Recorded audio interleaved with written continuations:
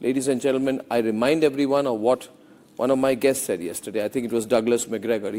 Trusting Pakistan is like telling a pickpocket to hold your wallet as you tie your laces.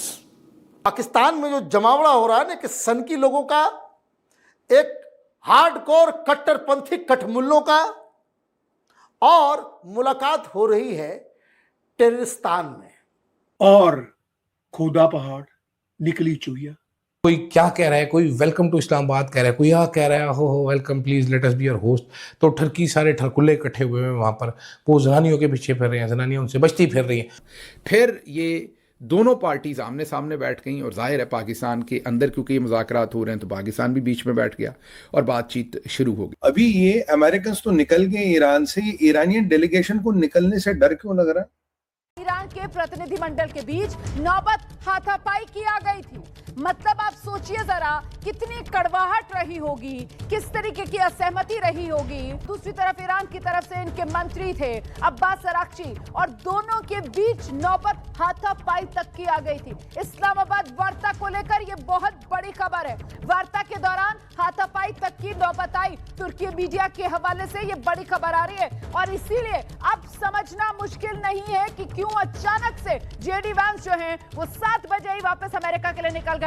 Hamid Mir की बात सुन लीजिए, वो तो यूं उम्मीदें लगाए बैठा था कि जैसे ये पीस टॉक के बाद पाकिस्तान नॉर्वे स्वीडन बन जाएगा और फिर कश्मीर भी छुड़ा लेगा और फलस्तीन पे भी कब्जा हो जाएगा। पाकिस्तानी सहाफ़ियों के साथ तो बेचारों के साथ बहुत ही ज्यादती की, जुल्म किया।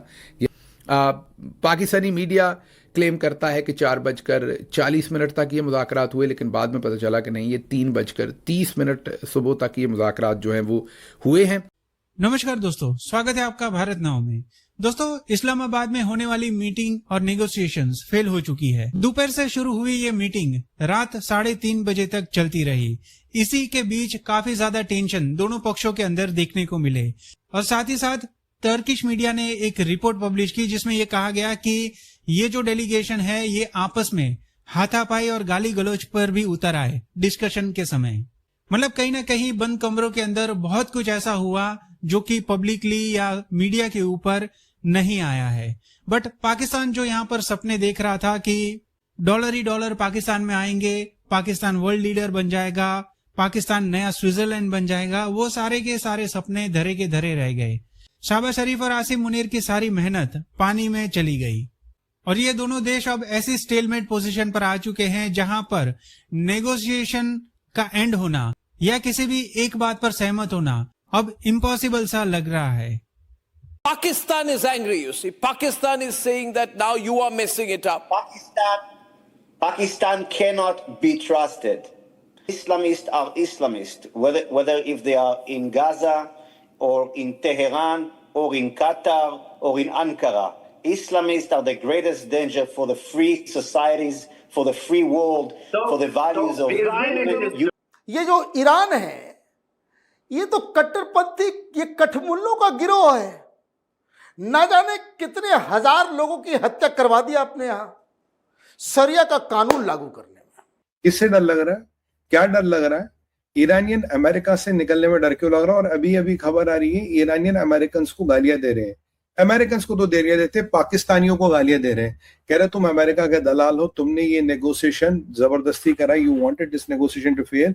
बेसिकली ये नेगोशिएशन थी नहीं, तुम हम पे डिप्लोमेटिक प्रेशर बनाना चाहते थे। ये कोयलों की दलाली थी और है, इसमें अपना मुंह ही काला कराना है।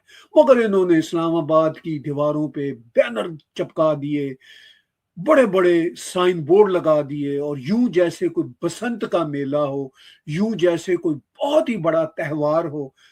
क्योंकि पाकिस्तान में अमेरिका के वाइस प्रेसिडेंट जा रहे थे और ब्रदर इस्लामी जमहूरिया ईरान की आला क़यादत आ रही थी, और ये एक ऐसा अजीम काम कर रहे थे कि उसके बाद इन्होंने नॉर्वे स्वीडन बन जाना था। को लगता है कि शाहबाज के कहने पे सीजफायर होगा, शाहबाज की औकात है। शाहबाज की औकात ही नहीं है साहब, ही इज नोबडी, अमेरिका का गुलाम है, अमेरिका का दलाल है, अमेरिका से सुपारी लेके पैसे पे काम करता है, अमेरिका के टुकड़ों पे पलने वाला देश है। अगर आप विश्वास नहीं करोगे तो ईरान की डेलीगेशन का ईरान का एक सीनियर एमपी है, उसने बोला ये नेगोशिएशन नहीं थी, डिप्लोमेटिक प्रेशर है। इसका नाम है हमीद रेजा हाजी बाबाई। ये वहां का एमपी है, कह रहा है तो पाकिस्तान का ट्रैप था, पाकिस्तान ने हमें फंसा लिया, पाकिस्तान ने हमारी ऐसी तैसी कर ली, राइट, और हमारी जी ऐसी तैसी हो गई। ये इन्होंने कहा है, यही ईरानियन डेलीगेशन ने। पाकिस्तान पैसे लेता, पाकिस्तान जा दिए, पाकिस्तान ने ये फसाद शुरू किया था just to make some money out of it. They wanted to make money, American से मिल जाए, ईरान से मिल जाए, ये मिल जाए, बट पाकिस्तान ऐसे कॉगमायर में फंस गया, ऐसे कॉगमायर में फंस गया, मजे आने वाली बात है। अमेरिका आपका दुश्मन, चाइना आपका दुश्मन, ठीक है, अमेरिका आपका दुश्मन, चाइना आपका दुश्मन, और इजराइल सबसे बड़ा पंगा कर लिया इजराइल से दुश्मनी करके। ऐसे तबीयत से ठोकेंगे ना इजराइल, जहां जहां तक ख्वाजा मेरे ख्वाजा जल्दी से आजा। इजराइल में गाना हिट हुआ आजकल, मैंने सुना कहीं इजराइल में गाना हिट हो रहा है, और ख्वाजा की देखो क्या है, एशियन टाइगर, हाँ एशियन क्या, एशियन टाइगर। और वो लश्कर का एक जिहादी था, इंशाल्लाह कश्मीर में करेंगे, इंशाल्लाह माशाल्लाह। मैं कहा सब अल्लाह ही करेंगे, तुम भी तो कुछ करो। कहीं में पीस चाहते हो, इसलिए जेडी वांस को यूज किया ट्रम्प ने। ठीक है बेटा, तू जा, तू बड़ा पीस का दीवाना है। पाकिस्तान में पीस होते, पीस। पाकिस्तान में पीस नहीं, जा बेटा तू पीस का दीवाना है, जा तू वहां चला जा, और जहां तू वहां पे पीस कर ले, ये वहां उन्होंने कहा था। और जब ये जेडी वांस गया तो अब ये नहीं कह सकते तुमने वॉर हॉक को भेजा, तुमने रूबियो को भेजा, हेक्सेथ को भेजा, ये तो वॉर हॉक्स है, ये तो वॉर वाले लोग हैं। और मैंने आपको कहा था जेडी वांस की किस्मत का सितारा भी इसके बाद डूबेगा, पॉलिटिकली डिजास्टर है। ट्रंप ने उसकी भी व्यवस्था कर ली, क्योंकि वो जो पॉलिटिकली कूद फांद रहा था, ट्रंप की बातें नहीं मान रहा था, ट्रंप के आगे जाने की कोशिश कर रहा था। आज मार्को रूबियो और पीट हेक्सेथ बैठ के सिगार फूक रहेंगे दोनों भाई। कहता मजा आया ना, गया।